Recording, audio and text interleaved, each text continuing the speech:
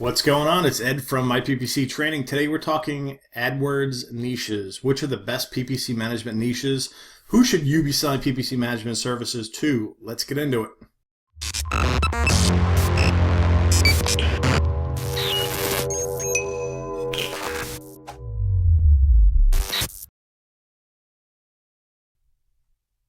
All right, so today we're talking PPC management niches.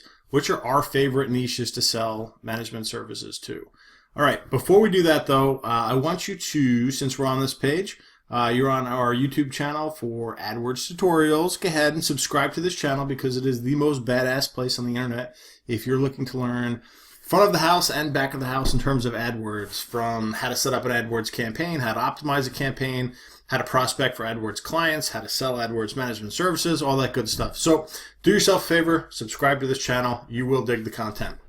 All right, let's get into it. So as you may or may not know, my partner, Rob Andolina, and myself, we actually own an AdWords agency as well as this business. And let's pop over to that website now.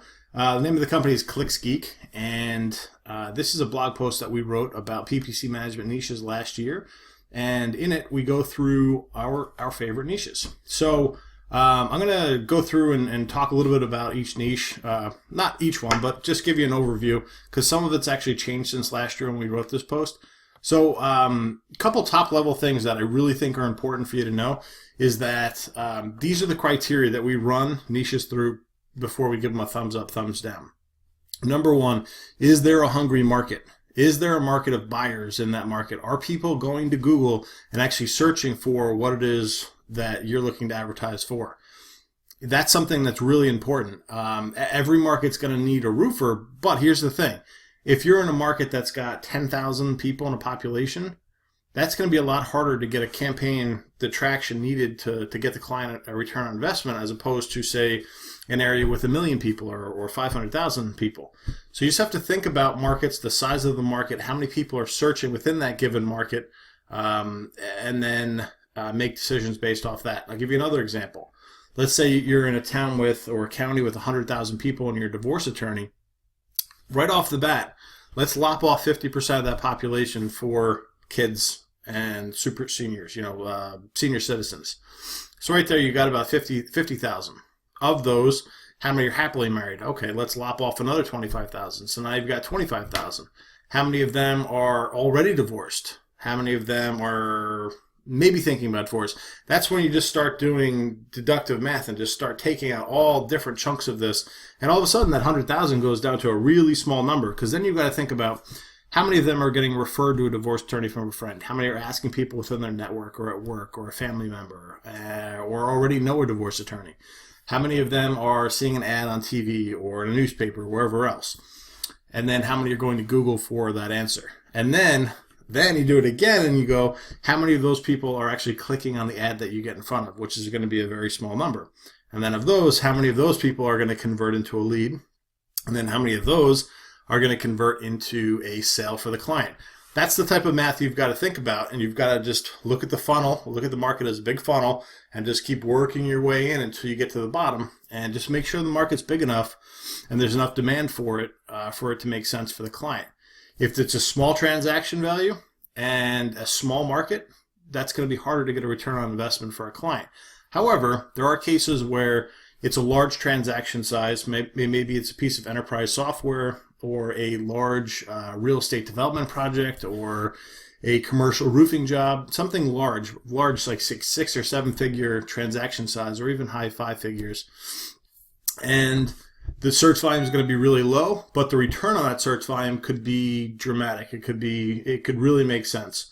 So in those situations, you've got to think about that as well. So there's not a one-size-fits-all answer for this. You've got to use your brain and put it to use and kind of put it through this criteria when you're thinking about niches. So I actually skipped ahead here. Next, we're talking about client lifetime value, which I think I talked about in the first point. Kind of blended those two together. My bad. So think about client lifetime value. What's a prospective client's client worth to them? Is it worth $100 a transaction? Is it worth $1,000? Is it worth $1,500, $5,000, $10,000, $100,000, $500,000? That's the type of stuff you've got to think about, and then be realistic with the client's closing ratio from a sales perspective. Everyone thinks they're great at sales, but the reality is most people suck at it. Ballpark, put a 10 or 20% closing ratio on, maybe even 10% on the amount of leads they're getting. Say they'll close about 10%, and then do the math based on that. They may tell you they close 50% or 80% of the leads that they come in. They're probably not tracking their sales. That's an extremely high number. The other thing to think about is referred leads, which most people get, or word of mouth leads, are going to close at a higher rate than a lead from advertising, because it's sort of a warm lead if you think about it. If it's referred from a friend, family member or friend, that's a much warmer lead than an advertising lead. So keep that in mind. So if they do close it, if they say they're closing at 50% and they're only getting word of mouth and referred traffic or referred leads, that's something to think about. They may be doing that, but just keep in mind that they're not going to close at that rate with AdWords traffic or Facebook traffic for that matter. So just make sure the client lifetime value is high enough for it to make sense for the client and for it to for the numbers to back out. And just go with broad strokes. I like to go with markets where one job more than pays for the advertising spend and the management fee if possible. Those are great because then you can look like a hero getting the client a few jobs per month, and you look like you look like the best thing since sliced bread, as corny as that sounds. Couldn't think of a better analogy on the spot, sorry.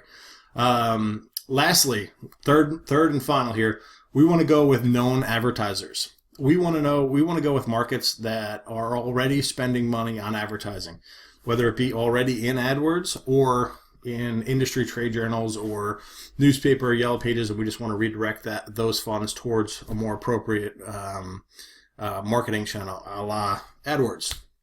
So it's so much easier to sell marketing services to those who already market, as opposed to convincing someone or a business owner to the merits of marketing, and then to you as a person to handle the marketing for them on the channel that you suggest. So there's a lot more sales that you've got to make, or little sub sales that you've got to make along the way if they're new to advertising or new to marketing and spending money on it.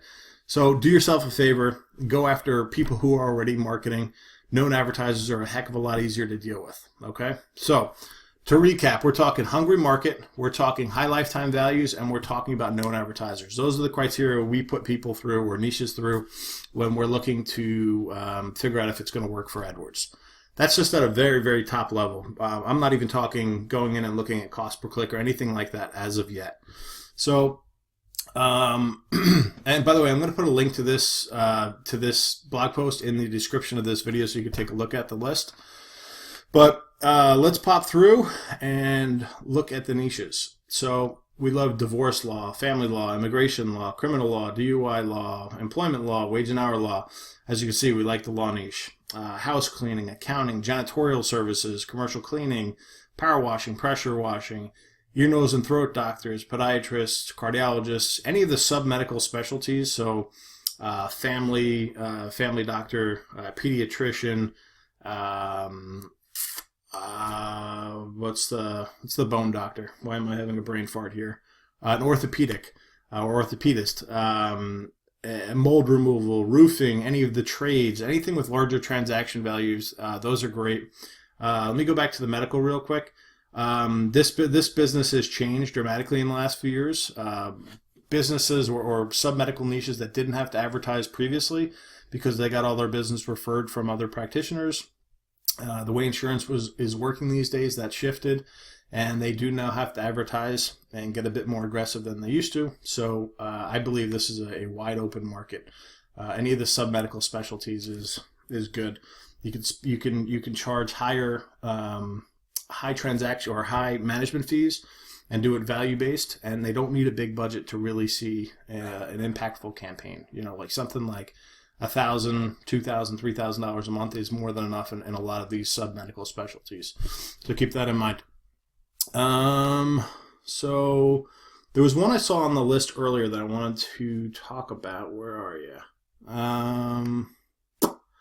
Drug and alcohol rehabs. This used to be a monster niche. Guys spending 50, 100, 200 grand a month. Lots of them all over the country. The problem is Google's been slapping it down recently. In my opinion, I'd stay out of this niche because it's just Google's showing campaigns as being live, but they're severely limited and they're throttled. So it's becoming a lot harder to get a client enough traction for it to make sense. They have the money to spend. It's just becoming harder and harder to actually spend that money in Google. So I just wanted to throw that out. So we're probably actually going to edit that one out now that I think about it. There's actually a bunch more that we would add back in. So business law is another one we're doing really well in now. I'd add that onto this list. We do really well in cash for houses, pest removal, duct cleaning, you name it. If it's on this list, we love it. There's a little hidden gem here. These two. Booming market. Not many sophisticated advertisers in terms of online lead generation. So we think this market's wide open. Anyways, lots of good stuff on there. If you're looking for help with how to generate leads for these types of businesses, check out this video. This is by John Logar, who is a consultant's consultant.